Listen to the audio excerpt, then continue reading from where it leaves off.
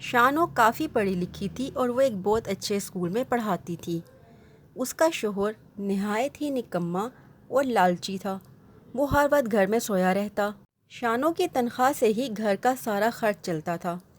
कालू को जब भी शानो किसी काम का कहती तो वो उससे लड़ाई झगड़ा करता। इसलिए अब शानो ने कालू को किसी काम के बारे में कहना ही छोड़ दिया था। वह चुपचाप अपने काम पर जाती और जो पैसे होते लाकर कालू के हाथ पर रख देती। ज़िंदगी ऐसे ही गुजर रही थी कि शानो के यहाँ 2 अंडों ने जन्म लिया। अब तो शानो बहुत ही खुश थी। कालू जी, मैं सोच रही हूँ कि अब नौकरी छोड़ दूँ और घर पर रहकर अपने अंडों की देखभाल किया करूँ। बहुत जल्द इनमें से बच्चे निकल आएंगे, तो बच्चों को तो माँ की हर वक्त ज़रूरत होती है। कालू जी, अब आप कोई काम ढूंढ लें। भाई शानो, मैं तुम्हारी तरह पढ़ा लिखा तो नहीं हूँ कि मुझे कोई नौकरी मिल जाए। और तुम्हें पता है, ये गर्मी सर्दी में मुझसे तो काम बिल्कुल नहीं होता। मेहनत मजदूरी मेरे बस की बात नहीं है। मैं बच्चों को देख लिया करूँगा। तुम अपनी जॉब कंटिन्यू रखो। लेकिन कालू जी, ऐसा कब तक चलेगा? मैं भी घर में रहकर आराम करना चाहती हूँ, अपने बच्चों के साथ ज़िंदगी को एंजॉय करना चाहती हूँ। आप कब काम करेंगे? क्या आप सारी ज़िंदगी ऐसे ही फारिग बैठे रहेंगे?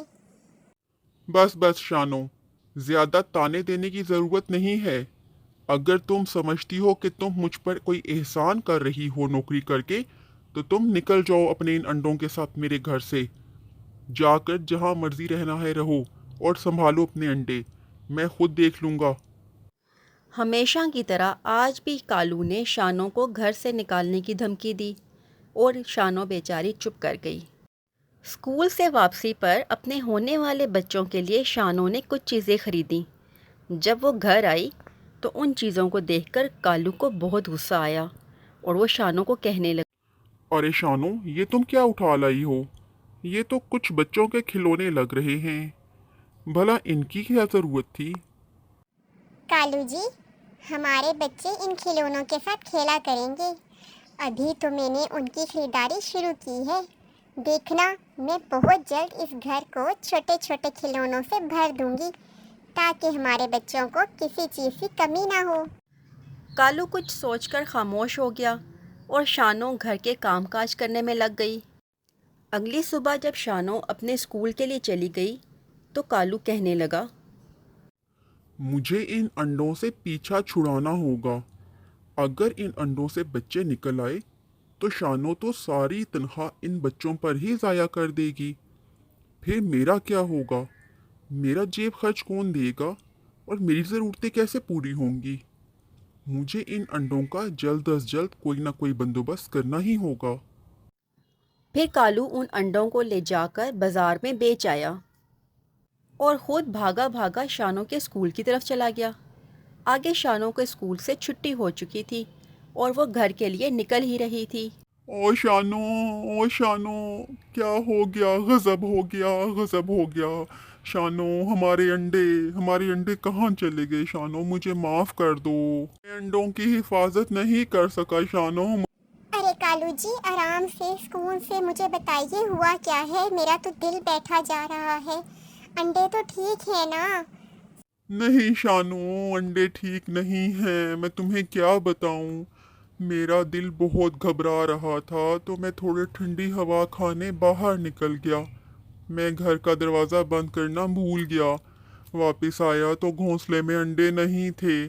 पता नहीं कौन जालिम हमारे अंडे चुरा कर ले गया, या कोई शिकारी पंछी हमारे अंडे खा गया। मैं कुछ नहीं कह सकता शानो। मैं लुट गया, मैं बर्बाद हो गया शानो।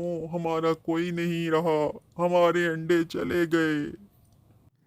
शानो पर तो गमों का पहाड़ टूट पड़ा। बेचारी पता नहीं किस मुश्किल से उड़कर अपने घर तक पहुंची। अंडों के चले जाने का शानो को बहुत ज़्यादा दुख था। उससे ये सदमा बर्दाश्त ही नहीं हो रहा था। उसने स्कूल भी जाना छोड़ दिया था और वो बिस्तर पर बीमार पड़ गई थी। शानो उठो, तुमने अपना क्या हाल बना रखा है? सब्र से काम लो। ऐसे जिंदगी रुक थोड़ा ही जाती है। अल्लाह हमें फिर से बच्चे दे देगा। लेकिन अगर तुम स्कूल नहीं जाओगी तो स्कूल वाले तुम्हें स्कूल से निकाल देंगे। तो निकालने दें कालू जी, निकाल दें वो मुझे स्कूल से। वैसे भी मुझे अब स्कूल जाकर क्या करना है, किसके लिए कमाई करनी है?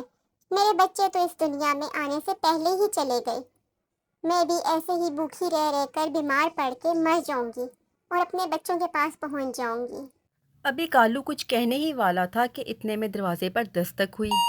उसने देखा कि शानू की दोस्त आ गई थी।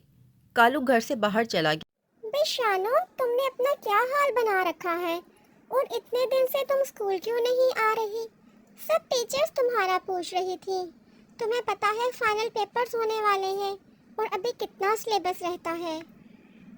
शानू ने अपने साथ होने वाली सारी कहानी अपनी दोस्त को बता दी। उसकी दोस्त कुछ सोचने लगी और फिर शानू को कहने लगी, शानो, तुम्हें याद है पिछले हफ्ते मैंने तुम्हें बताया था कि मेरी बेटी की सालगिरह है और मैं मंगल वाले दिन नहीं आऊँगी। क्या ये बात मंगल वाले दिन हुई थी? हाँ हाँ, ये बात पिछले मंगल वाले दिन ही हुई थी।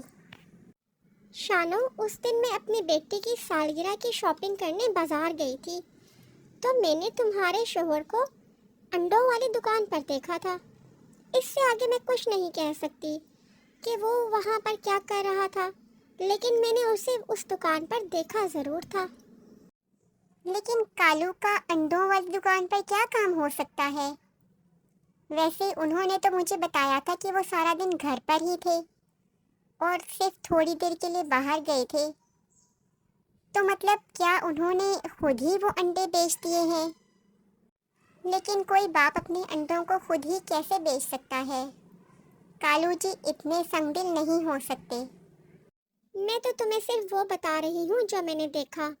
अच्छा शानो, अब मैं चलती हूँ, मेरी बेटी घर पर अकेली है। तुम अपना ख्याल रखो और हो सके तो स्कूल आना शुरू कर दो। स्कूल में बच्चों के साथ तुम्हारा दिल लगा रहेगा और ऐसा ऐसा तुम अपना गम भूल जाओगी। अच्छा, अब मैं चलती हूँ, अल्लाह हाफिज़। शानू की दोस्त के जाने के बाद कालू घर आया तो शानू उससे पूछने लगी, कालू जी, जिस दिन हमारे अंडे चोरी हुए थे उस दिन आप अंडों वाली दुकान पर क्या कर रहे थे? मुझसे झूठ बोलने की बिल्कुल कोशिश मत करिएगा, मुझे बहुत गुस्सा है। अगर आप मुझे सच सच नहीं बताएंगे तो मैं अभी पुलिस स्टेशन चली जाऊंगी। वो शानो, ऐसी कोई बात नहीं है। मैं तो वैसे ही बस इधर उधर, मैं तुम्हें बताया तो था, मैं ठंडी हवा खाने बाहर निकला था। मैंने अंडों को कुछ नहीं किया शानो। तो ठीक है, मैं पुलिस स्टेशन जा रही हूँ। अब पुलिस वाले अपने तौर पर खुद ही सारी इन्वेस्टिगेशन करेंगे। रुको रुको शानो, मैं तुम्हें बताता हूँ। मुझसे गलती हो गई शानो, मुझसे गलती हो गई, मुझे माफ़ कर दो। मैं तुम्हें सब बताता हूँ। फिर कालू ने शानू को सारी बात साफ साफ बता दी और शानू उसकी सारी बातें सुनकर बिल्कुल खामोश हो गई। उसने आगे से कुछ भी नहीं बोला। तो कालू खुश हो गया कि शानू ने शायद उसे माफ़ कर दिया है। अगली सुबह शानू अपने टाइम पर उठी, तैयार हुई और स्कूल के लिए चली गई। तो कालू ने भी सुकून का सांस लिया कि चलो अल्लाह अल्लाह करके ये मुसीबत भी टली और शानू अब नॉर्मल हो गई है। अब दोबारा से अय्याशी के दिन आ गए हैं। लेकिन अभी थोड़ी ही देर गुजरी थी कि अचानक दरवाजे पर दस्तक हुई। कालू ने दरवाज़ा खोला तो सामने शानू पुलिस के साथ खड़ी थी। इंस्पेक्टर साहब, यही वो मेरा जालिम शोहर है जिसने मेरे अंडों को बाजार में ले जाकर बेच दिया। इंस्पेक्टर साहब, इसको अभी के अभी गिरफ्तार कर लें और इसे सख्त से सख्त सजा दें। पुलिस कालू को गिरफ्तार कर कर ले गई। इस तरह कालू को उसके किए की सज़ा मिल गई और शानू को एक जालिम और बेरहम शोहर से निजात मिल गई।